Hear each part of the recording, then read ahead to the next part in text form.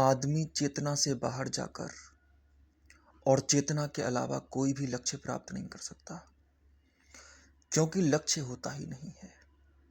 हकीकत तो यह है कि चेतना ही, चैतन्य ही, बोध ही आदमी का परिपूर्ण और विकसित आयाम है। आदमी चैतन्य से छूट सकता है, परंतु चैतन्य से अलग नहीं हो सकता। उसका हिस्सा, रुआं रुआं, उसका पूरा अस्तित्व हर समय चैतन्य होता है, हर समय। परंतु वह कभी ऐसा सोच सकता है कि वह शायद चैतन्य ना हो। ऐसा समझ लो कि धरती से आप एक मुट्ठी में थोड़ी सी मिट्टी उठा लें और वह मिट्टी यह समझ सकती है कि वह मिट्टी अलग है धरती से, लेकिन वह धरती से अलग थोड़ी है। और कोई ये कह सकता है कि देखो, यह मिट्टी जो हाथ में है, मुट्ठी में जो मिट्टी है वो मुट्ठी की मिट्टी है, और जो पृथ्वी पर पड़ी हुई है वो नीचे पड़ी हुई मिट्टी है। लेकिन कैसी भी क्यों ना हो, मिट्टी मिट्टी है, और मिट्टी की कोई परिभाषा नहीं होती। ऐसी कोई परिभाषा नहीं है कि देखो मिट्टी यही होती है। ऐसा नहीं है कि रेत मिट्टी होता है। देखो, बजरी भी मिट्टी होती है, कंकड़ भी मिट्टी से ही बना है, आदमी भी मिट्टी से बना है, यहाँ तक कि ईंट और तुम्हारे जितने भी तरह के पत्थर मकानों के निर्माण में लगते हैं, मकान भी मिट्टी से ही बनता है। मिट्टी का बदला हुआ रूप तो मिट्टी का ही है। क्या फर्क पड़ता है कि वह अभी पत्थर हो गया है, पहले वह क्या था, कभी वह क्या था। और मिट्टी जिसको तुम कहते हो वह कितने तरह की होती है। कहीं पर्वतीय मृदा है, कहीं काली मृदा है, कहीं पीली, कहीं लेटेराइट, कहीं पर्वतीय। अलग अलग तरह की मृदाएं होती हैं, कोई एक मृदा निश्चित नहीं की जा सकती। इसीलिए मिट्टी का तो कोई रूप नहीं होता, और इसलिए जितने भी रूप होते हैं वो सब मिट्टी के ही रूप होते हैं। लेकिन मिट्टी अपने आप को बांट सकती है, और ये बांटना मिट्टी तो नहीं करती, आदमी करता है।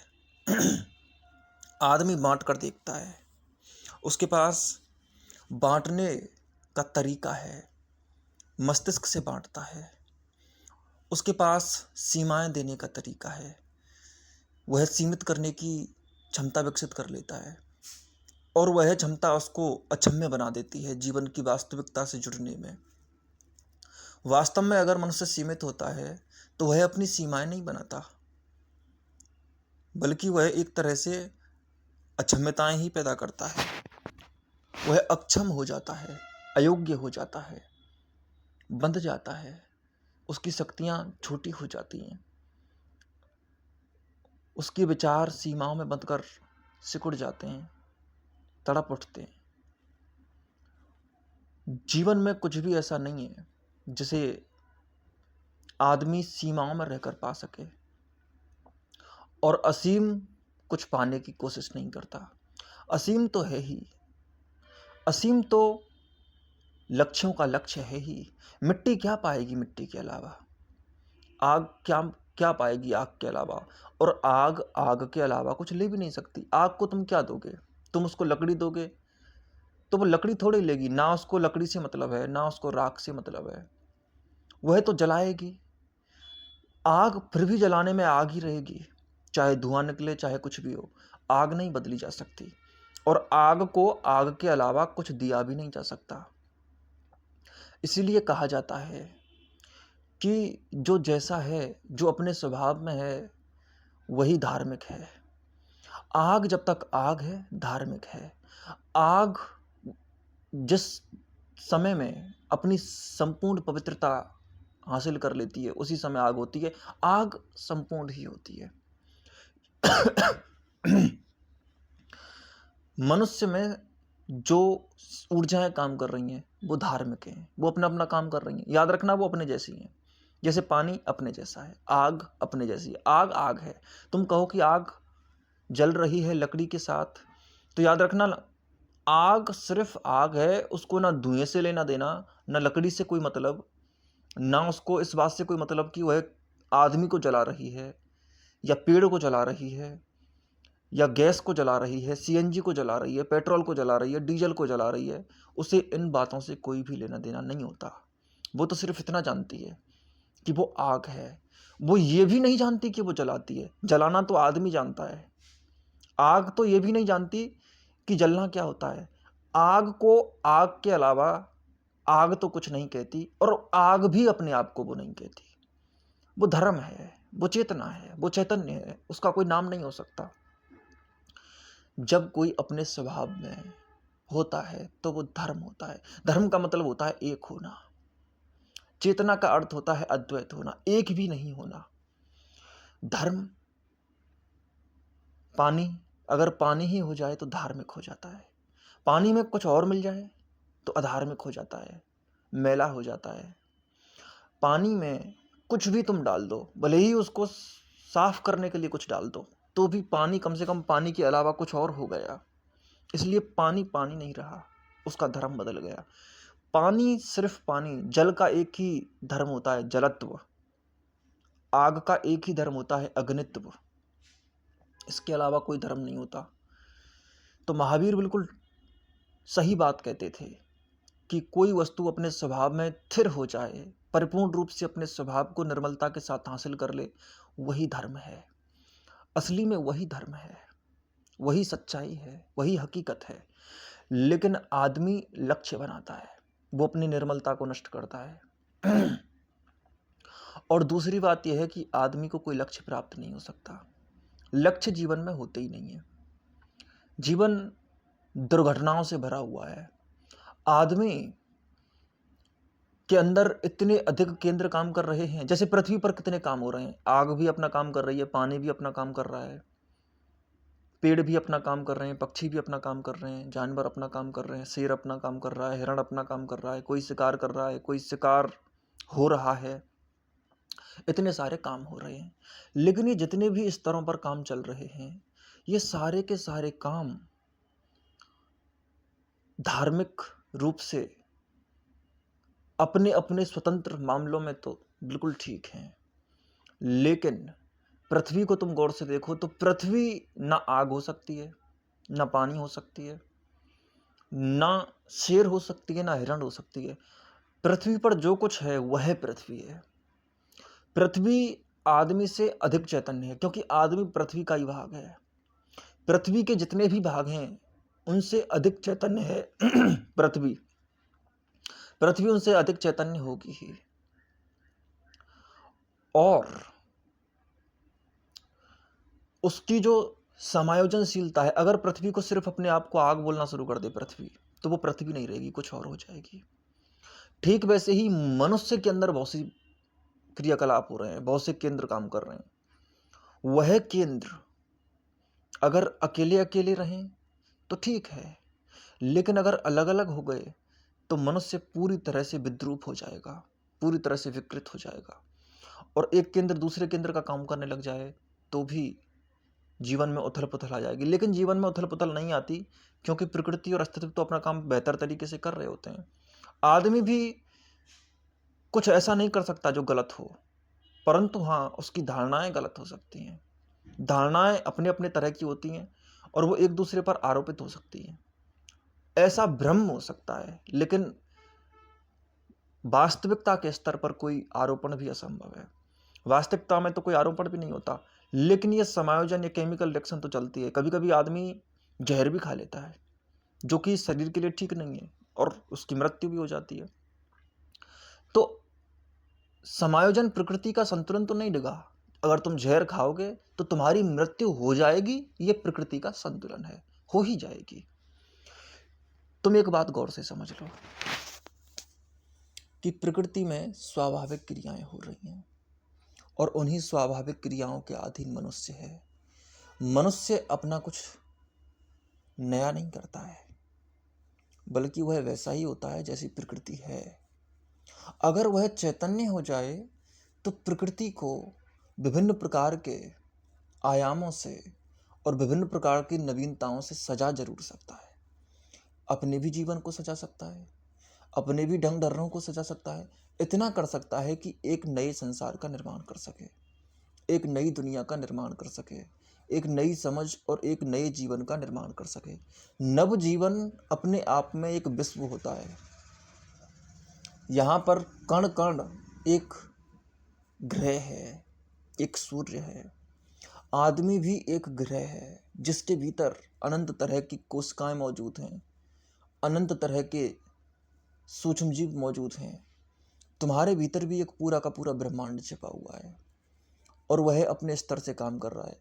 जैसे तुम इस सौरमंडल के लिए एक सूक्ष्म जीव के समान हो। एक आदमी इस सौरमंडल में कितना सा हिस्सा रखता है? एक बहुत छोटा हिस्सा। अगर आदमी इस स्तर पर अपने आप को सूक्ष्म जीव समझे तो सूर्य और उसके सारे आसपास के ग्रहों को, तो सूर्य को एक व्यक्ति मान सकता है। जैसे आप एक व्यक्ति हो और आप जानते हो कि विभिन्न प्रकार के छोटे छोटे जीव होते हैं, वैसे ही सूर्य अगर एक व्यक्ति है तो आपको भी एक सूक्ष्म जीव की तरह दिखेगा। वैसे ही आप उसके लिए एक घटना होंगे। जैसे आप सूक्ष्म जीवों का क्या करते हैं?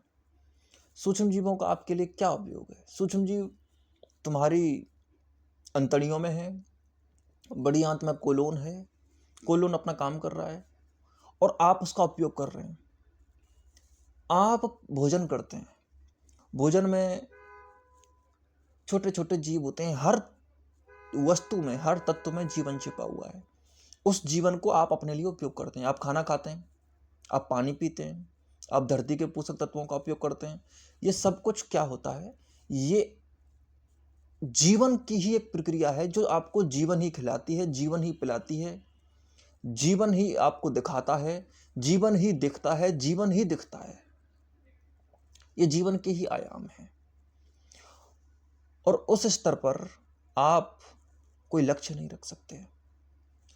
क्या लक्ष्य हो सकता है? बस जीवन चल रहा है और उसमें मनुष्य लक्ष्य रखने की कोशिश करे तो आदमी लक्ष्य भी कैसे रखता है? ऐसे समझो जैसे कोई इनाम खींच रहा हो। जैसे इनाम खींचते हैं कि कोई चिट आएगी, अचानक से कोई चिट आएगी और उस चिट पर जो लिखा हुआ होगा वह तुम्हारी गिफ्ट होगी और वो अचानक से लेना है। ये ट्रॉस की तरह होता है, हेड और टेल की तरह। और हेड और टेल तो चलो दो ही पक्ष होते हैं। तुम तो एक ऐसा सिक्का उछालते हो जिसके जाने कितने पक्ष हैं और उनमें से ये भी दावा करते हो कि इसमें से ये मेरा लक्ष्य है। जीवन में जाने कितने सिक्के उछल रहे हैं और इतने सिक्कों में मान के चलो आपके पास 1000 सिक्के हैं और 1000 सिक्कों में भी आप चुनो कि एक एक सिक्के में क्या क्या आएगा, तो आप कितनी ट्रॉसें करोगे? तो ट्रॉस ज़्यादा नहीं की जा सकती। तो जाहिर सी बात है कि ट्रॉस जब ज़्यादा की ही नहीं जा सकती, जब सिक्का उछाला ही नहीं जा सकता, इतने 1000 सिक्के नहीं उछाले जा सकते, कितनी संभावनाएं हो जाएंगी। तो आदमी के भीतर तो इतनी अधिक संभावनाएं हैं कि उनमें किस लक्ष्य को रखेगा, कहाँ लक्ष्य को रखेगा। और आदमी समझता है कि नहीं रखता हूँ मैं फिर एक ही चीज़ पर ध्यान देता हूँ। आपको मैं बता दूं कि आप एक ही नहीं होते, तो एक चीज़ पर ध्यान कैसे दे सकते हैं? आपका जीवन जैसे जैसे बदलता है, मान के चलो आपने कोई 6 महीने के लिए लक्ष्य रखा, कुछ भी लक्ष्य रखा, आपको वो लक्ष्य कैसे प्राप्त हो सकता है? आप दूसरे दिन ही बदल जाएंगे। और दूसरी बात यह है कि आपको कोई लक्ष्य प्राप्त कभी नहीं होता। तुम कहते हो नहीं प्राप्त होता है, मैंने सोचा था ये काम हो तो गया, और आप कहते हो कि लक्ष्य प्राप्त नहीं होता। निश्चित ही लक्ष्य प्राप्त नहीं होता, क्योंकि आपने जो सोचा था वो कुछ नहीं हुआ। आपने उस लक्ष्य को पाने के लिए कितनी चीज़ों के आधार रखे थे, कितनी बातों के आधार रखे थे, कितनी बातें उससे जोड़ के रखी थी, उनमें से कितनी बातें हुई। आदमी जब भी लक्ष्य रखता है तो वो सोचता है कि इसे पाने के बाद पूरा जीवन बदल जाएगा, और हर लक्ष्य के साथ ऐसा ही करता है। कोई भी आदमी एक ऐसा लक्ष्य हमेशा बनाता है जिससे पूरा जीवन ही सुधर जाए, लेकिन आज तक किसी भी लक्ष्य ने किसी का कोई पूरा जीवन नहीं सुधारा। किसी ने कोई लक्ष्य प्राप्त किया हो, उसका पूरा जीवन तो कभी नहीं सुधरा।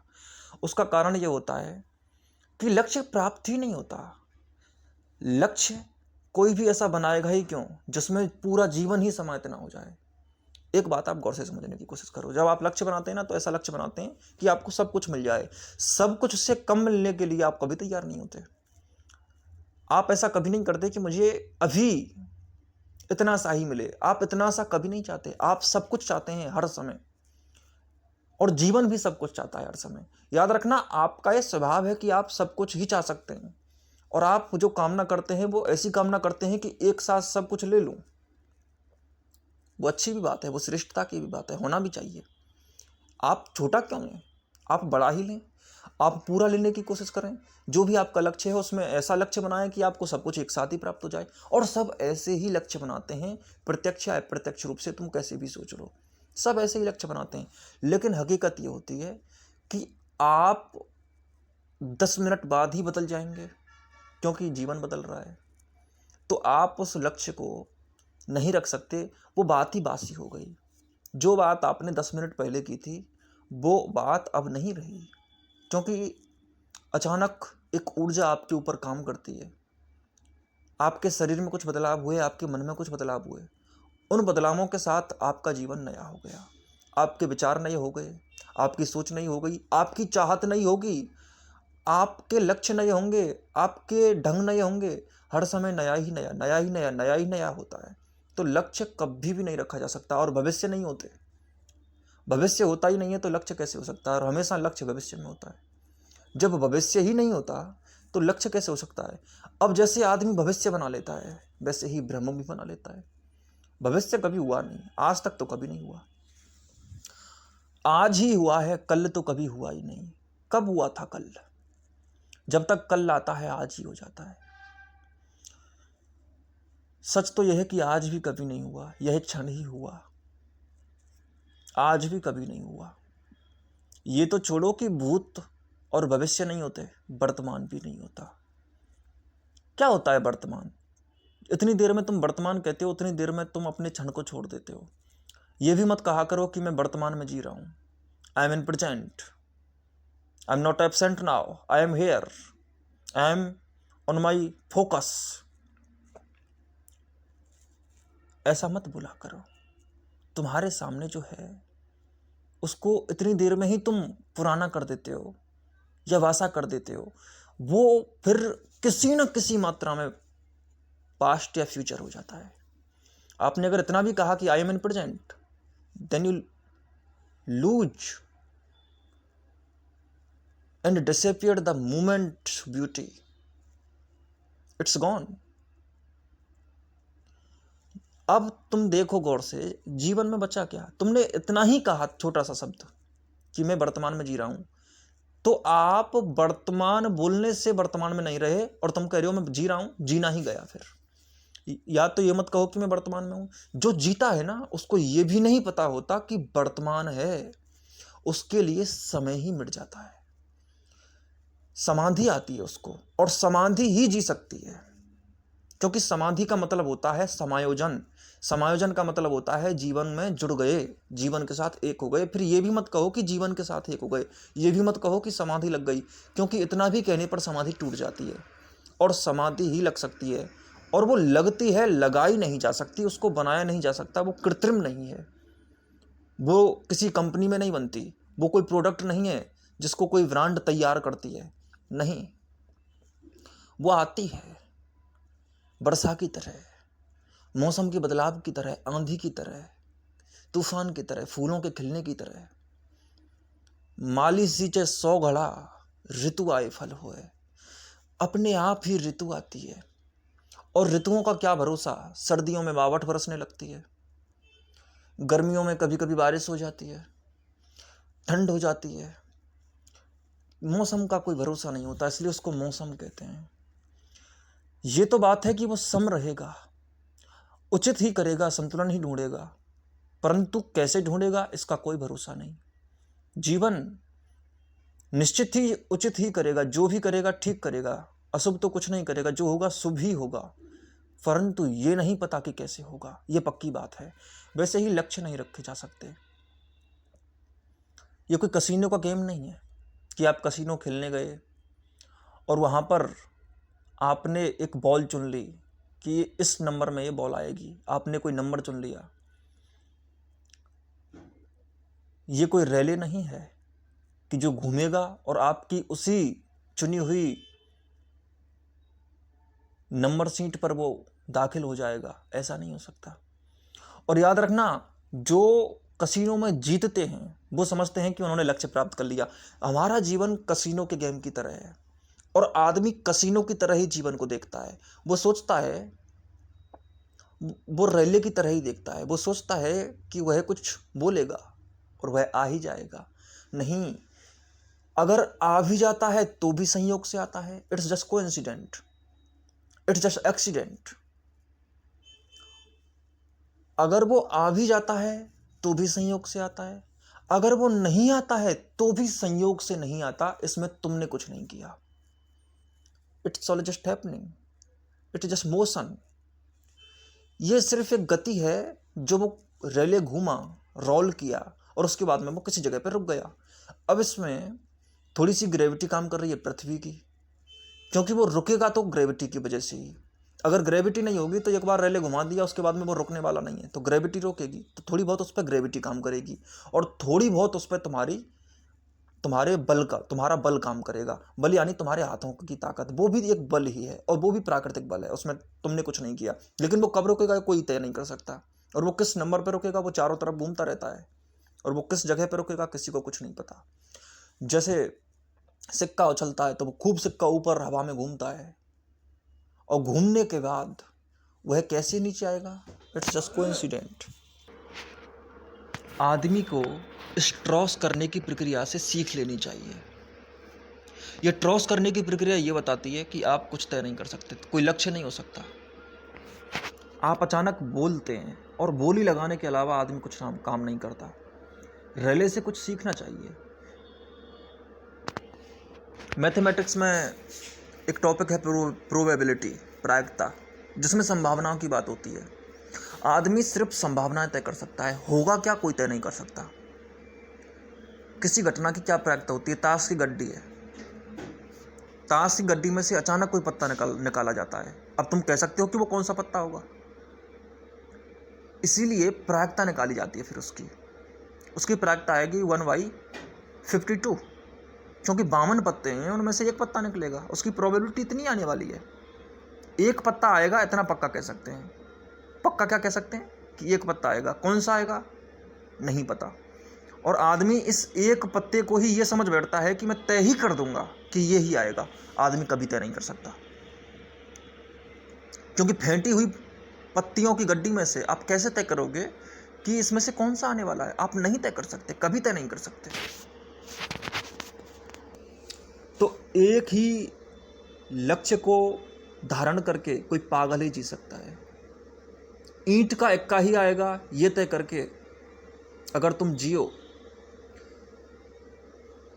तो तुम्हारा जीवन एक दुर्घटना ही है, उससे ज़्यादा कुछ नहीं। कोई किसी में हो सकता है, कोई करोड़ों वर्षों में एक आध बार ईंट का इक्का कहने पर ईंट का इक्का आ भी जाए, लेकिन आ भी गया तो वो तुम नहीं लाए, तुम थोड़ी लाए हो।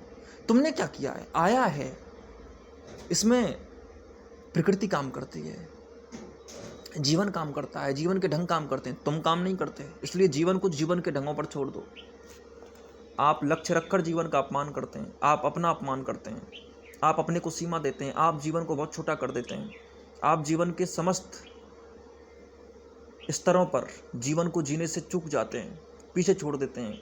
तुमसे त्रुटि हो जाती है, तुम्हारी भूल हो जाती है।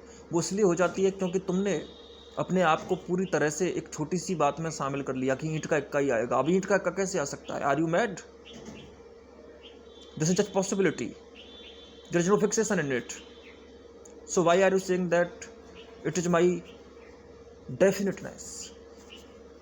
आई am always says that definiteness is death. निश्चितता मृत्यु है। तुम जो भी निश्चित करोगे मर जाओगे, उसी जगह पर मर जाओगे। याद रखना, जिसने भी लक्ष्य बनाया वो मर गया। और आदमी से एक और गलती होती है कि वह लक्ष्य रखता है थोड़े समय को बीच में रखकर। समय की उसमें दूरी होती है। अगर समय की दूरी ना होती तो आदमी वास्तव में समझ जाता कि लक्ष्य नहीं रखे जा सकते, लेकिन वो समय की दूरी रखता है। जैसे उसने लक्ष्य रखा 5 महीने का, 6 महीने का, तो इस 5-6 महीने के लक्ष्य को प्राप्त करते करते किसी काम को रखकर बीच में उसके साथ ऐसा कुछ होता है कि उसे लगता है कि नहीं लक्ष्य होते हैं। ये जो बीच में कुछ होता है, ये बीच में होना आदमी की सोच, आदमी की समझ को पूरी तरह से बदल देता है और उसे धोखा देने के लिए तैयार कर लेता है। और ये जो बीच की दूरी है, इसमें तैयार भी आदमी खुद को ही करता है, क्योंकि आदमी पूरी तरह से छोटा होकर जीता है। अब इसमें उसके साथ ऐसा कुछ हो जाएगा, इस बीच की प्रक्रिया में कुछ उसे अच्छा लगेगा, कुछ उसे बुरा लगेगा। फिर उसे एक धारणा मिल जाएगी कि यूं ही चलती रहती है ज़िंदगी और उसमें लक्ष्य होते ही होते हैं। अब उसने सबसे सुन रखा है कि लक्ष्य बनाओ, विल पावर विकसित करो, इच्छा शक्ति विकसित करो। अरे इच्छा की भी कोई शक्ति होती है? इच्छा की कमजोरी होती है, कोई शक्ति थोड़ी होती है। जीवन में स्पष्टता की शक्ति होती है, ना कोई मोटिवेशनल पावर होती है, ना कोई विल पावर होती है। विल पावर चिंघाड़ना, पागल होना हो सकता है, और पागलों की कोई शक्ति होती है? कमजोरी की चीख होती है पागलों के पास, ना कि शक्ति का प्रदर्शन। जितनी भी तुम आसपास की कहानियां सुनते हो वो पागलों की कहानियां हैं। कहते हैं कि पागल भी होना जरूरी है, पागल नहीं, दीवाना होना जरूरी है। दीवानगी में एक संतुलित पागलपन होता है, ये बात ठीक है, लेकिन पागलपन में तो कुछ भी नहीं होता, उसमें तो कोई संतुलन दिखाई ही नहीं देता। वो तो असंतुलित होना है, और असंतुलित होने से कुछ हासिल नहीं होता। बोले हासिल करने के लिए ही तो पागल हुए। अब जब पागल ही हो गए तो फिर हासिल क्या करोगे? पागलपन के अलावा, पागल आदमी पागलपन के अलावा क्या हासिल कर सकता है? हासिल होना मुश्किल है, हासिल कुछ होता नहीं, हासिल है, और वो है जीवन। अब जीवन के अलावा आदमी कुछ नहीं चाहता। जीवन जीना है उसको अच्छी तरीके से, और जीवन होता है इसी क्षण में, और आदमी लक्ष्य रखता है लक्ष्य को भविष्य में। इसलिए आदमी सीधे सीधे मौत को तैयार कर लेता है, आदमी सीधे सीधे मरण को तैयार कर लेता है, पीड़ा की तैयारी करता है, आदमी जीवन को बर्बाद करने की तैयारी करता है। इसके बीच में उसको बहुत से धोखे मिलते हैं कि कुछ तो हुआ, और कुछ ना होने को कुछ होने का नाम देकर वह अनेक धोखे अपने लिए तैयार कर लेता है, और उसकी पूरी ज़िंदगी डामाडोल हो जाती है। अपने ऊपर झूठे भरोसे तैयार हो जाते हैं, उसकी इंस्टिंक्ट्स, उसकी फीलिंग्स, उसकी रैशनल पावर्स, उसकी फिजिकल पावर्स, उसकी ट्रेडिशंस, उसका कल्ट, उसकी अंडरस्टैंडिंग, उसका रिलीजन भी एक कल्ट बन जाता है, उसकी प्योरिटी एक झूठी शान बन जाती है। उस आदमी तो ऐसे वैसे भी है जिन्होंने कह रखा है कि हम तो इनलाइटेंट हो गए, और जिनके जीवन में इनलाइटमेंट का भी एक कल्ट है, वो कल्चरल है। वो ऐसा समझते हैं कि ऐसा ही तो होता है, लेकिन हकीकत होती है कि जीवन बड़ा पार होता है। तुम्हारी छोटी छोटी बकवासों में जीवन समा जाएगा। प्राकृतिक जीवन एक प्योरिटी में होना चाहिए, उसकी मैं कोई मना नहीं करता, परंतु हाँ, एक चैतन्य भी प्राणी होता है। चैतन्य प्राणी अपनी प्रकृति पैदा करता है, इसी को अपना जीवन कहते हैं। पुरुष में इतनी क्षमता होती है कि वो प्रकृति पैदा कर सकता है, और अगर तुम में पुरुष है, यानी कि तुम में परम है, तुम में परम चेतना मौजूद है, तो तुम अपनी प्रकृति तैयार करते हो। अपनी प्रकृति तैयार नहीं करते, तुमसे हो जाती है, क्योंकि मैंने जैसा कहा कि स्पष्टता से तो कुछ होता है, अस्पष्टता से कुछ नहीं होता। लेकिन तुम तो तैयार भी सब कुछ अस्पष्टता से करते हो, इच्छा शक्ति से करते हो, विल पावर से करते हो। तुम जो भी तैयार करते हो सिर्फ एक ही तैयार करते हो कि नष्ट कैसे करना है। तुम्हें जो मिला हुआ था तुम उसको भी नष्ट कर देते हो। सबसे पहले तो तुम उसको नष्ट कर देते हो जो तैयार करता है। जो तैयार कर सकता था, जो स्रोत था, उसको तो तुमने खो दिया। अब जो तुम बाहर बाहर कृत्य कर रहे हो, ये कृत्य किसी काम के नहीं है। निश्चित ही सभी स्तरों पर कृत्य होने चाहिए, शारीरिक स्तर पर, मानसिक स्तर पर, बौद्धिक स्तर पर, सांसारिक स्तर पर, हर स्तर पर कृत्यों का होना जरूरी है। हर कला में उतरना जरूरी है, जीवन में फैलाव जरूरी है। लेकिन तब जब आप हो, अब आप होंगे ही नहीं तो कौन उतरेगा? कोई आदमी संगीत सीख सकता है मशीनी रूप से, मशीनी रूप से संगीत सीख सकता है।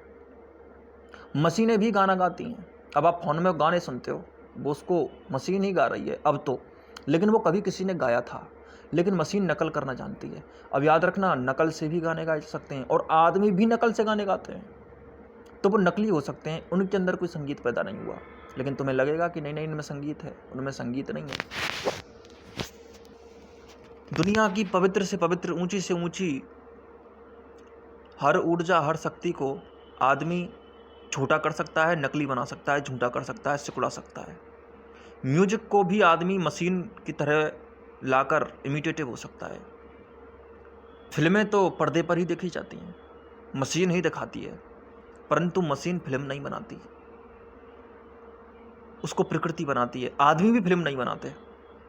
आदमी भी, अगर आप फिल्मों को गौर से देखो तो प्रकृति उनसे फिल्में बनवा रही है, वो बना नहीं रहे हैं। उनके अंदर प्रकृति अनेक तरह के विचारों को पैदा करती रहती है। आदमी क्या करता है? आदमी प्रकृति एक मशीन है, उसके पास अपना कोई चैतन्य थोड़ा ही है, बोध थोड़ा ही है।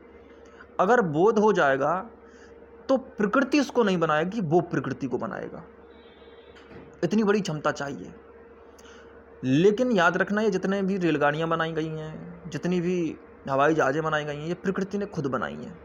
ऐसा ना समझें कि मानव ने बनाई है। मानव तो उसके पीछे जो काम कर रहा है वो एक मशीन की तरह काम कर रहा है। जैसे मशीनें मानव के लिए काम कर रही हैं, धातुएं, वस्तुएं, प्रकृति का दोहन, खनिज पदार्थ मानव के लिए उपयोग में आ रहे हैं, वैसे ही मानव भी प्रकृति के उपयोग में आ रहा है। मानव भी एक धातु के अलावा कुछ नहीं है, मानव भी एक खनिज पदार्थ है प्रकृति का, इससे ज़्यादा कुछ नहीं है, और उसका उपयोग प्रकृति करती है। तुम प्रकृति की वस्तुओं का उपयोग करते हो, तुम सोचते हो जो मुझसे छोटी चीज़ें हैं मैं उनका उपयोग करूंगा, तो तुमसे जो बड़ी चीज़ें हैं वो तुम्हारा उपयोग करती हैं। प्रकृति को भी तुम एक मनुष्य की तरह देखो, आदमी की तरह देखो। पृथ्वी तुमसे बड़ा मनुष्य है और कुछ नहीं। तुम पृथ्वी पर हो तो तुम उसके एक हिस्से हो। तुम मनुष्य हो सकते हो तो पृथ्वी नहीं हो सकती। आदमी इस तरीके से सोचता है कि पृथ्वी ने मुझे पैदा किया, इसलिए अब मैं पृथ्वी का निर्माण कर रहा हूं। समष्टि से व्यष्टि पैदा होती है, लेकिन व्यष्टि फिर एक समष्टि में ओझल होकर समष्टि व्यष्टि को इसलिए पैदा करती है कि वह व्यष्टि का अपना काम कर सके, व्यष्टि को फैला सके।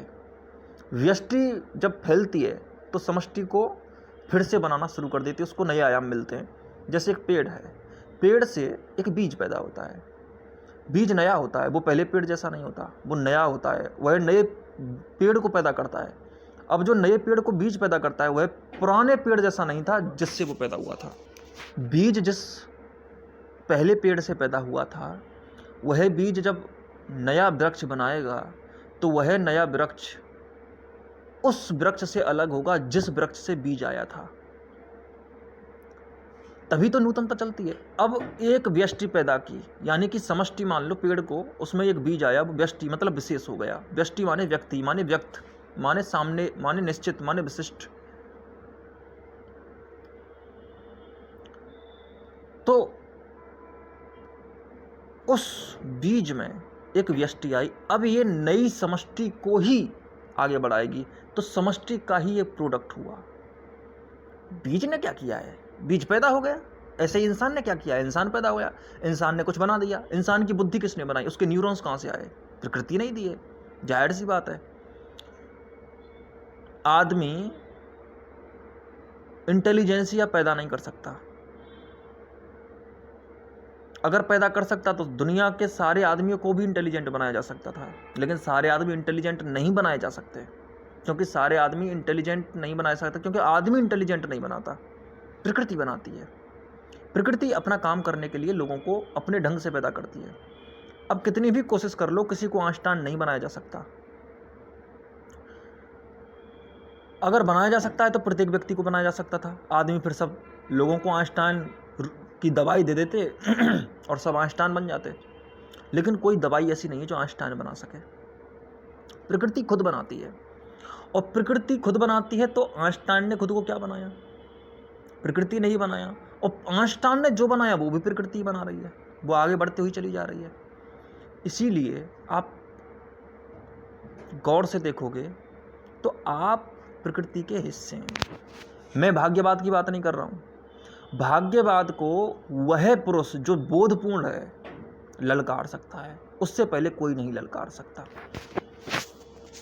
निश्चित ही आप कहते हैं कि जो देखो हम कुछ करते हैं वैसा ही होता है, निश्चित ही वैसा ही होता है, निश्चित ही वैसा ही होता है, लेकिन आप करते क्यों हैं? आपको करने की प्रेरणा कहाँ से आती है? आप एक ऐसे वातावरण में जीते हैं जहाँ आपको वो करना ही करना है। वो वातावरण आपको एज ए मशीन यूज करता है। You are just a mechanical product for the nature, for the environment.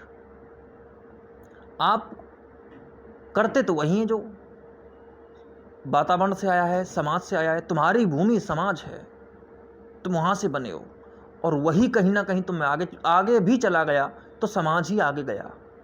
अगर एक व्यक्ति विज्ञान को आगे बढ़ाता है तो बढ़ाता तो विज्ञान को ही आगे है। अगर कोई व्यक्ति राजनीतिक सिद्धांतों को आगे बढ़ाता है तो बढ़ाता तो राजनीतिक सिद्धांतों को ही है। ऐसा तो नहीं होता कि कुछ अलग करता है, क्योंकि जहाँ से आए हो वहाँ से कैसे अलग हटोगे?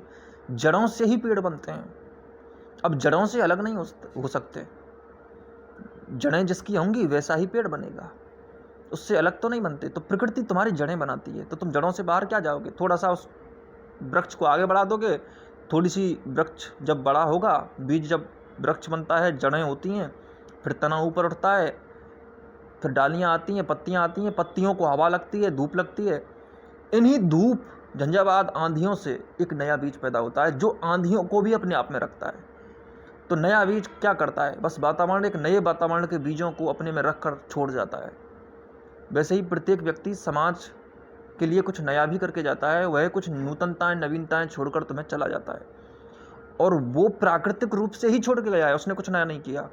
इसलिए आदमियों के अलग अलग स्तर होते हैं, लेकिन जो चैतन्य है वो प्रकृति को प्रकृति के अनुसार कार्य करने से नहीं रोकता, लेकिन प्रकृति के अधीन नहीं होता। चैतन्य ही है जो प्रकृति के अधीन नहीं होता। ऐसे पुरुष जो बोध में हैं, जो परम में हैं, सिर्फ वो ही जिनके कोई लक्ष्य नहीं बचे। लक्ष्य तो प्रकृति के होते हैं, लक्ष्य तो मशीन के होते हैं, लक्ष्य तो समष्टि व्यष्टि के होते हैं। मैं तो परम हूँ, मैं तो सब में हूँ, प्रकृति में भी हूँ, छोटे में भी हूँ, बड़े में भी हूँ, जड़ में भी हूँ, वृक्ष में भी हूँ, बीज में भी हूँ, फल में भी हूँ, सभी जगह हूँ। ऐसा कोई हिस्सा ही नहीं है जहाँ मैं नहीं हूँ। तो चैतन्य ऐसी बात होती है जो सिकुड़ी हुई नहीं होती, लेकिन जिसकी जीवन की प्रक्रिया लक्ष्यों में सिमटी हो, छोटी हो, हल्की हो, वह सारी की सारी बातें ऐसी होती हैं जहाँ पर आदमी सीमित हो ही जाता है, उसको सीमित होना पड़ता है। लेकिन जो इनको ग्रहण करता हो, एक तो बात है कि तुम पृथ्वी हो जाओ तो पेड़ों की प्रक्रियाओं में नहीं फंसोगे, जीव जंतुओं की प्रक्रियाओं में नहीं फंसोगे। सारे जीव जंतु तुम में होंगे, तुम जीव जंतुओं के ढंग ढर्रों को भी जानोगे, समझोगे, और उनको उनके अनुसार काम भी करने दोगे। क्या कभी पृथ्वी किसी हिरण को भागने से रोकती है? क्या कभी पृथ्वी किसी मोर को नाचने से रोकती है? क्या कभी पृथ्वी किसी चिड़िया को चहचहाने से रोकती है? क्या कभी पृथ्वी किसी भी शुतुरमुर्ग को अपने बच्चों को अपने पेट में छुपाने से रोकती है? कभी नहीं रोकती। वैसे ही तुम प्रकृति की किसी घटना को नहीं रोकोगे, उसको वैसे ही चलने दोगे, लेकिन तुम बड़े हो जाओगे, तुम पृथ्वी जरूर हो जाओगे, इतना हो जाएगा। छोटी छोटी घटनाएं चलती रहेंगी, लेकिन तुम पृथ्वी हो जाओगे, ये पक्का है। और पृथ्वी होकर के तुम्हारा बोध एक गहरा हो जाएगा, और गहरा बोध पृथ्वी पर विभिन्न प्रकार की घटनाओं को परिवर्तित भी कर सकता है। पृथ्वी अपना संतुलन ढूंढती है। यहाँ पर कोरोना वायरस भी आ जाता है अगर कुछ प्रकृति में असंतुलन फैल जाता है, प्राकृतिक रूप से कुछ ऐसा हो जाता है जिससे कि प्रकृति में बदलाव होना ही चाहिए, तो पृथ्वी बदल जाती है। प्रकृति बदल जाती है, संतुलन ढूंढ लेती है, तो वो बोध की शक्ति से ढूंढती है। प्रकृति में अपनी जो कोई शक्ति नहीं है।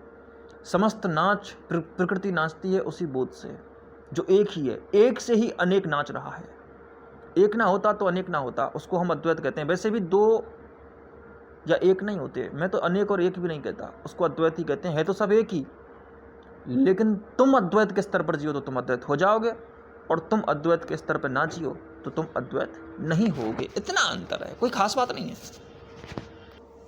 लेकिन जब आदमी को ये बताया जाता है कि देखो तुम कुछ नहीं कर रहे, सब हो रहा है, तो उसको बुरा लगता है। ऐसा कैसे हो सकता है? ये अकड़ भी एक सीमा है, यह भी एक सीमा का गुण है। सब हो रहा है, मैं कुछ नहीं कर रहा, इतना कुछ मैंने किया, क्या वो सब बेकार चला गया? क्या मैं मूर्ख था? क्या तुम मुझको मूर्ख सिद्ध कर रहे हो? मैंने किया। अकड़ आवश्यक है आदमी में। आदमी अकड़ के बिना जीना नहीं चाहता, आदमी अहंकार के बिना जीना नहीं चाहता। आदमी ये सोचता है कि उसने ही तो सब किया, और एक सेकंड नहीं जी सकता प्रकृति के बिना, और किया सब उसने ही है। अभी हवा ना हो प्रकृति में, पता चल जाएगा कि तुमने किया है कि किसने किया है। क्या किया है तुमने? तुम सांस तक बना नहीं सकते अपने लिए, तुम कर रहे हो। वारे मिट्टी के घरों दे, तुमने हद कर दी, तुम क्या कर लोगे? लेकिन अकड़ है, और ये अकड़, ये अहंकार ठीक है, ये भी अच्छा है, होना चाहिए एक स्तर तक। लेकिन जब समय गुजर जाए, देखो अहंकार को बड़ा करो, बड़ा करते करते ऐसा नहीं है कि मैं नहीं किया, थोड़े और बड़े हो जाओ तो ये भी नहीं कहोगे कि मैंने किया, बोध ही हो जाओ। क्या लेना देना, फिर क्या कहना कि मैंने किया, क्या कहना कि मैंने नहीं किया, मतलब ही क्या है? ये छोटी छोटी बातें, छोटी छोटी बातों पर बोधपूर्ण व्यक्ति नहीं लड़ते, छोटी छोटी बातों पर बच्चे लड़ते हैं। अब तुमने देखा होगा, जैसे छोटी योनि के जितने भी प्राणी हैं उनमें कैसी कैसी लड़ाइयाँ होती हैं। कुत्तों में रोटी के एक गिलास के लिए लड़ाई हो जाएगी, कुत्तों में इस बात पर लड़ाई हो जाती है कि नया कुत्ता आया है हमारे इलाके में, चलो इस पर आक्रमण कर दो, धावा बोल दो। क्या धावा बोलते हैं? कोई अजनबी आता है उस पर टूट पड़ते हैं, क्योंकि उन्हें डर होता है, उनमें तड़प होती है कि कहीं ये हमारा बसेरा ना छीन ले, कहीं हमारा दाना पानी जो इस कॉलोनी में मिलता है, 2-4 घर होते हैं कुत्ते के तय, कि इन घरों में जाऊंगा और ये घर मुझे खाने के लिए दे देंगे। तो उसका एक सीमाबद्ध तरीका होता है जिसमें वो सारे इन कृत्यों को करता रहता है। उस सीमाबद्ध तरीके में ही एक मशीन की तरह वह जीता है और मर जाता है। वैसे भी अधिकतर जीव जंतु मशीन की तरह होते हैं। मैकेनिकल प्रोसेस है, the natural machines, you can say it. अब कई चीज़ें ऐसी हैं कि आदमी अपनी इन हरकतों को देखने से भी बचता है। आदमी ये देखना ही नहीं चाहता कि वह जो भी कर रहा है वह बहुत नया नहीं है, उसमें कुछ नूतनता नहीं है, उसमें कोई नोवा नहीं है, वह सिर्फ चल रहा है। It is just happening, there is no responsibility of the consciousness here, it is the natural happening, nothing else. लेकिन फिर भी आदमी इस बात को स्वीकार नहीं कर सकता कि मैंने नहीं किया है कुछ। वो तो यही चाहता है कि मैंने ही किया है। आदमी, तुम्हें पता है, अगर उससे पूरा ही कह दिया जाए कि तुम नहीं किया है तो इस बात को भी स्वीकार नहीं करता, और इस बात को भी स्वीकार नहीं करता कि मैंने ही किया है। देखो मैं तुम्हें समझाता हूँ कि आदमी दोनों ही चीज़ों को बर्दाश्त नहीं कर सकता। मैं जब आदमी से कहूँ कि देखो सब कुछ तुमने ही किया है, क्योंकि तुम आदमी नहीं हो, तुम चैतन्य हो, इस पृथ्वी का निर्माण तुमने किया है, वो कहेगा पागल हो गए हो, मैं और पृथ्वी का निर्माण कर सकता हूँ? मेरी शक्ल देखो, मैं मेरे घर का निर्माण नहीं कर पा रहा, मैं अपने घर के कोलाहल को शांत नहीं कर पा रहा, मैं अपने बच्चे की गालियां चुप नहीं करा पा रहा, मेरी कोई सुनता नहीं, और तुम कह रहे हो कि मैंने पृथ्वी का निर्माण किया है। हद हो गई, मैंने पृथ्वी का निर्माण किया है, मैं कैसे निर्माण कर सकता हूं? फिर उससे कहो कि ठीक है, फिर तुमने कुछ भी नहीं किया। अरे मैंने कुछ नहीं किया, ये भी बात उसको बुरी लग जाएगी। फिर वो गिनाएगा कि 10 वर्ष तक मैं एक उस कंपनी में काम करता रहा। तुम बड़े बूढ़ों से पूछा करो कि उन्होंने क्या किया, वो बताते हैं, जब हम तुम्हारी उम्र में थे बेटा, हमने बड़े बड़े पहलवान पछाड़ दिए। और किसी वेस्टर्न कंट्री के बूढ़े से पूछोगे, वो कहेगा कि अरे हमने तो इतनी पढ़ाई की, हमने तो उस मशीन का निर्माण किया, हमने तो, और तुम क्या करोगे, क्या नवीनता करोगे तुम? हमने तो वो किया है जो कोई नहीं कर सकता। अपनी अपनी कहानियाँ सुनाने का शौक होता है, अपने अपने अहंकार। ये कहानियाँ सुनाना भी एक अहंकार की निशानी है। आदमी ये भी सिद्ध करता है कि मैंने ही किया, आदमी ये भी सिद्ध करता है कि मैंने नहीं किया। आदमी कुछ भी बर्दाश्त नहीं कर सकता, वो दोनों चीज़ों को आधी अधूरी चाहता है। जब मैं कहता हूँ कि तुमने ही किया सब कुछ, वो कहता है कि नहीं नहीं नहीं, इतना भी नहीं, मैंने कुछ किया है, कुछ नहीं किया, वो ये कहना चाहता है। फिर वो उससे कहा जाता है कि तुमने कुछ नहीं किया, तो भी कहता है ऐसा भी नहीं, कुछ तो किया है।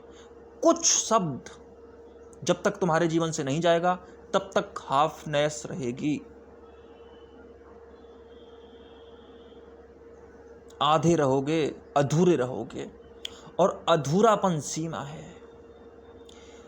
तुम किसी भी छोर पर पूरे हो जाओ, तुम्हारे संदर्भित प्रयास परिशुद्ध और पवित्र हो जाएं, कहीं भी तुम जहां पूरे होते हो, पूर्णता पवित्रता है, पवित्रता पूर्ण होती है। पवित्रता 100% होती है या 0% होती है, दोनों ही बातों को पवित्रता कहते हैं। Infinity, hundredness and the zeroness is the purity. आप अनंत हो जाओ तो आप पवित्र हो जाओगे, आप शून्य हो जाओ तो आप पवित्र हो जाओगे। शून्य जहाँ जहाँ है वहाँ वहाँ संतुलन मौजूद है। जीवन संतुलन है, जीवन अनंत भी है, संतुलन भी है, शून्य भी है, 100 भी है। जीवन को तुम गौर से देखने की कोशिश करो।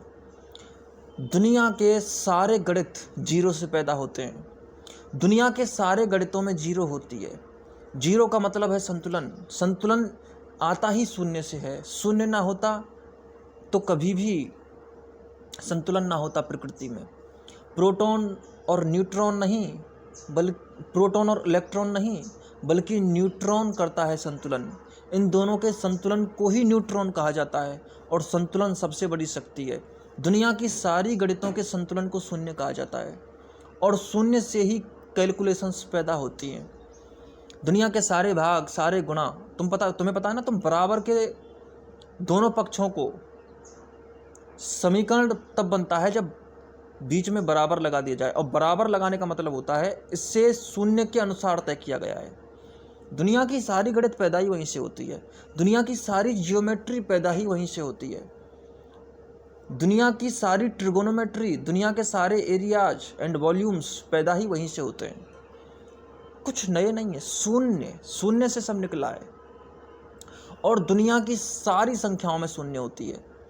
तुम्हें पता है, तुम 50 में, चाहे तुम 57 में, +0 कर दो, -0 कर दो, पर वो 57 ही रहता है।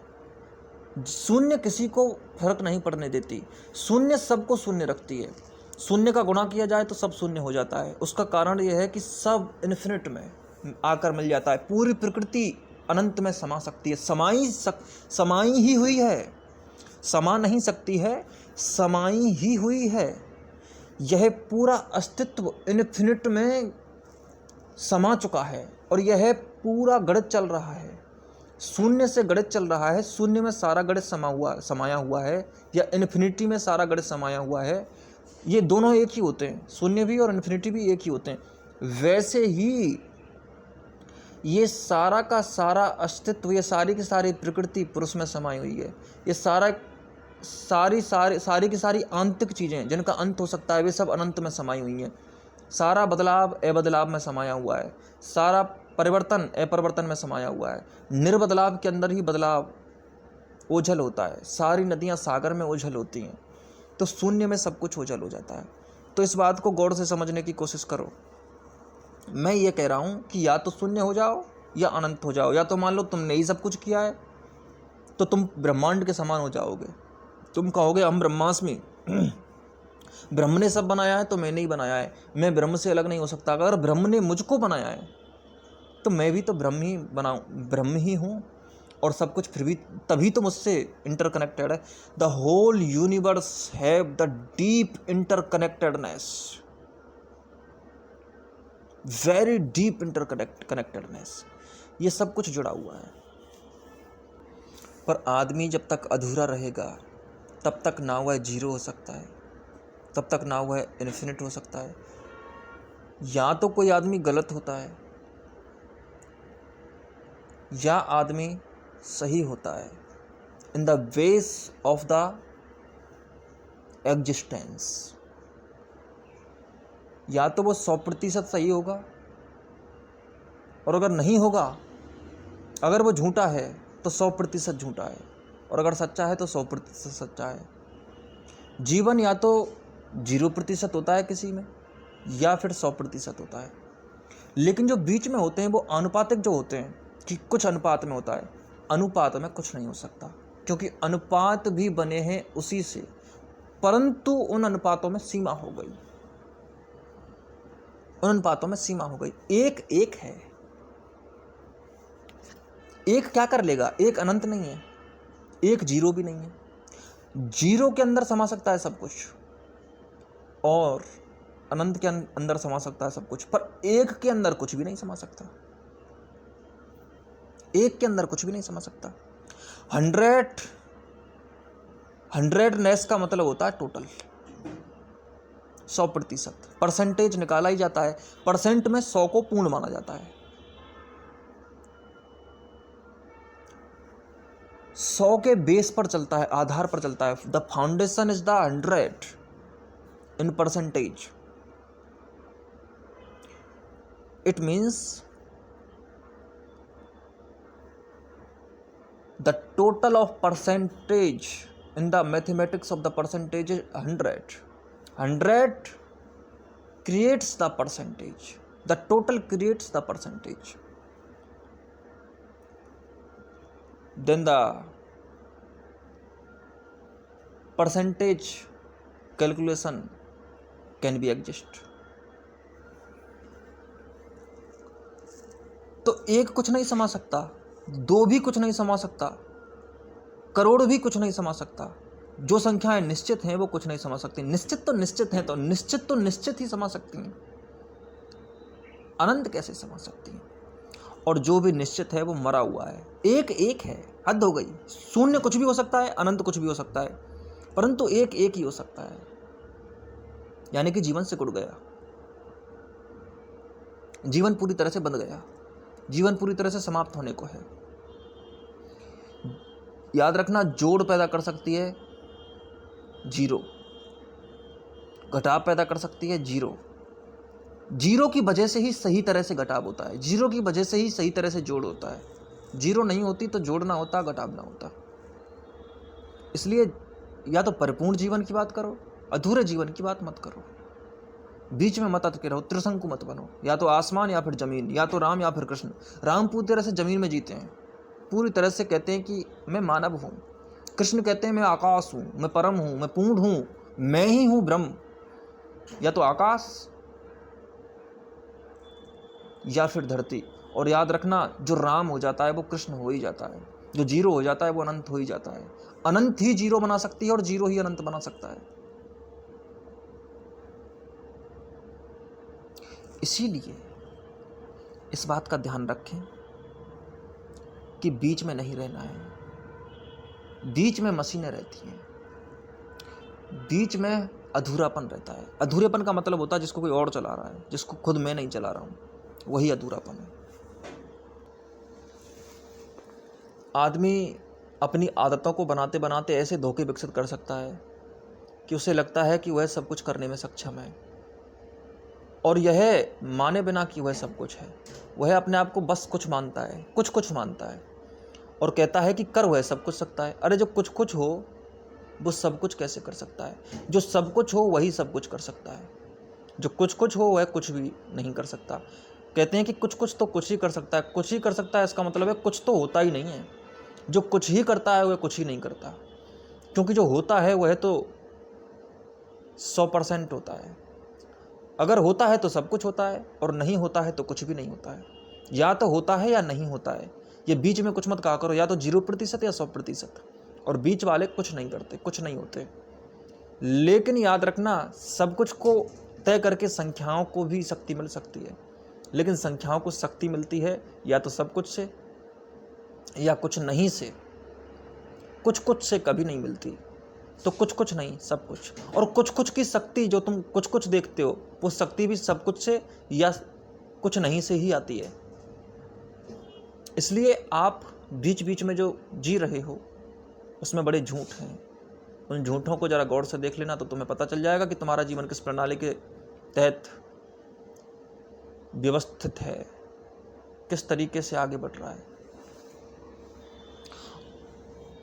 आदमी अपनी झूठी सक्षमताएं पैदा करता है, उसको धोखे होते हैं कि यह मैंने ही किया है, और ये धोखे उसने खुद निर्मित किए हैं, ये आदतें हैं, कल्चर है, ऐसा हो जाता है।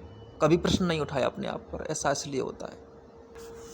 इसीलिए मैं तुमसे यही कहूँगा कि सबसे पहले तो अपनी हरकतों को, क्रियाकलापों को ठीक तरह से जानने की कोशिश करो।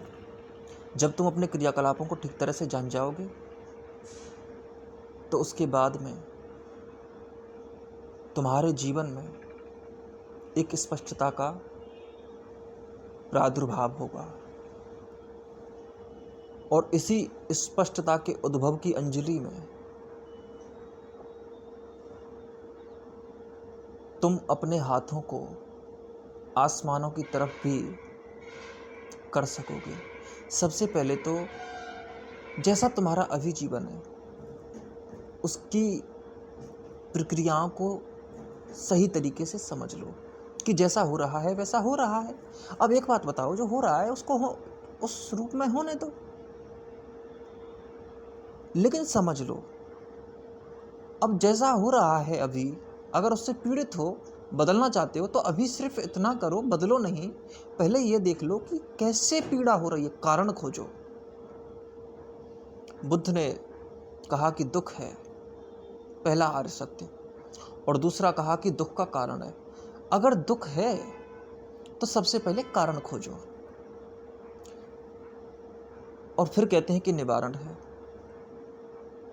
बुद्ध ने एक बात तुमसे पक्की कह दी कि निवारण भी है, और निवारण का मार्ग अष्टांगिक मार्ग है। अष्टांगिक मार्ग पर हम कभी पीछे बात करेंगे, लेकिन इतना समझ लो कि अष्टांगिक मार्ग में तुम्हें छोटी छोटी बातें समझाई गई हैं कि तुम्हारा जीवन किस तरह से चल रहा है और किस तरह से बदला जा सकता है, कि क्या क्या करो, कि तुम झूठ अपने से मत बोलो, सम्यक संभाषण, सम्यक वाक जरूरी है, सम्यक क्रियाकलाप, सम्यक प्रयास बुद्ध ने सम्यक रूप से करने के लिए कहा। लेकिन तुम्हें बता दूं कि सबसे पहले तुम्हें कारण खोजने होंगे। दुख का कारण, पहले कारण खोजोगे तो तुम्हें फिर स्पष्टता आने लगेगी। कारण खोजने से स्पष्टता आ जाती है। सबसे पहले स्वीकार करो, स्वीकृति, acceptability. Acceptability is the foundational power of any revolution, any changeability. If you can't accept your diseases, then treatment is impossible, because you are not even know that you are ill. So first of all, find out the reality that is the cause of your sorrowness, weakness. आओ देखो, गौर से देखो क्या कमजोरी है, और फिर हमें जो इतनी बुरी तरह से चुभ रही है उसको आंखें बंद करके क्यों देखना, बुरी तरह से देखो, उससे लाड क्यों कर रहे हो, उसको पुचकारो मत, उसको छिपाओ मत। कौन है वो? कमजोरी है तो देखो उसको पूरी तरह से, उसकी तह तक जाओ, तलहटी तक जाओ, कारण को खोजो और मिल जाएंगे, कोई कठिनाई नहीं है। पूछो अपने आप से कि मैंने अभी अभी ये हरकत क्यों की, मैंने अभी अभी ऐसा क्यों बोला। बिना किसी ठोस कारण के मैं अपने दोस्तों के साथ क्यों इधर उधर घूम रहा हूं, बेवजह मैं क्यों ऐसे खाने खा रहा हूं जो शरीर को नुकसान पहुंचाएंगे, जो जलन पैदा करेंगे, गैस पैदा करेंगे, ऐसे मसालेदार खानों को मैं क्यों खा रहा हूं। पूछो छोटी छोटी बातें, छोटी छोटी बातें पूछो। मैं अपने से कैसी कैसी उम्मीदें करता हूं, मैं लक्ष्य क्यों करता हूं। फिर दुनिया को देखो कि क्या दुनिया को लक्ष्य प्राप्त हो रहे हैं। ये भी देखो कि मैं दुनिया जैसा हूं, मैं दुनिया से अलग नहीं हूं, मेरा सब कुछ दुनिया से ही आ रहा है। फिर ये भी देखो कि मैंने क्या किया, क्या मैंने किया या करते करते अपने आप ही होता चला गया। मैं इस पूरी समझ सोच में कहीं हूं भी कि नहीं, देखने की कोशिश करो। देखने की कोशिश करो कि मैंने चुनाव क्या किया था। मेरे सामने अचानक बातें आती गईं, लोगों को देख देख कर पसंद करता गया कुछ ना कुछ। मैंने पसंद किया कि मैं कौन सी पढ़ाई करूंगा, क्योंकि दूसरों को देखा मैंने जो भी विषय पढ़ने के लिए चुना वह विषय मैंने दूसरे में सबसे पहले देखा, और वह देखकर फिर मैं उस विषय को पढ़ने लगा। और फिर उस विषय में जो था, उस विषय में जिसमें मैं पढ़ने गया, वहाँ पर भी बहुत लोग मिले मुझे जिन पर वही विषय थी, और उन विषयों के बारे में समझ रखने वाले अलग अलग लोगों की अलग अलग समझ थी। फिर उन समझ से मेरी एक और नई समझ बनी। क्या मैंने समझ बनाई? मेरा क्या निर्णय था? जिनको मैं मेरे निर्णय कहता हूँ वो मेरे लिए पसंद किए गए निर्णय हैं, और वो बाहर से आए हैं, और पसंद हमेशा बाहर से आती है। पसंद करना मुझे दूसरों ने सिखाया। मुझे सिखाया कि देखो, विज्ञान पढ़ना अच्छा है, राजनीति पढ़ना अच्छा नहीं है, या फिर कला पढ़ना अच्छा है, टेक्नोलॉजी पढ़ना अच्छा नहीं है। ये बातें कहाँ से आई मेरे अंदर? शायरी अच्छी है, कविता अच्छी है, लेकिन क्रिकेट खेलना अच्छा नहीं है। किसी के लिए कुछ अच्छा है, किसी के लिए कुछ अच्छा है। अगर अच्छा है तो सबके लिए अच्छा होता, फिर ये अलग अलग लोगों के लिए अच्छा क्यों है, अलग अलग लोगों के लिए बुरा क्यों है? और मैं इस तरह से बनता हुआ चला गया। ये कैसे हुआ अचानक से? क्या मेरे अंदर कुछ मेरा है? क्या मेरी पसंद भी मेरी है? क्या मेरे सिद्धांत भी मेरे हैं? क्या मैं जिस भी चीज़ को मेरा कहता हूँ उसको ईमानदारी के साथ, साफ साफ, सीधी सीधी पूछ लो कि क्या ये मैंने ही पसंद किया है? क्या ये मेरी ही है? मैं किन चीज़ों को अपनी कहता हूँ? वो चीज़ का मैं हूँ कि मेरी वो चीज़ है? कि दुनिया ने मुझे सिखाया कि मैं दुनिया से सीखा, मैं सीखा कि दुनिया हो गया? जरा जानने की कोशिश करना हर बात को, फिर तुम्हें कारण पता चल जाएंगे। और कारण पता चल गए तो फिर तुम्हें निवारण की खोज हो जाएगी। क्योंकि अगर तुम्हारे हाथ में तुम दिया ढूंढ लेते हो, अगर तुम्हारे हाथ में फोन आ जाता है तो फ्लैश लाइट तो तुम जला ही लोगे। अगर तुम्हारे हाथ में फोन आता, सबसे पहले ये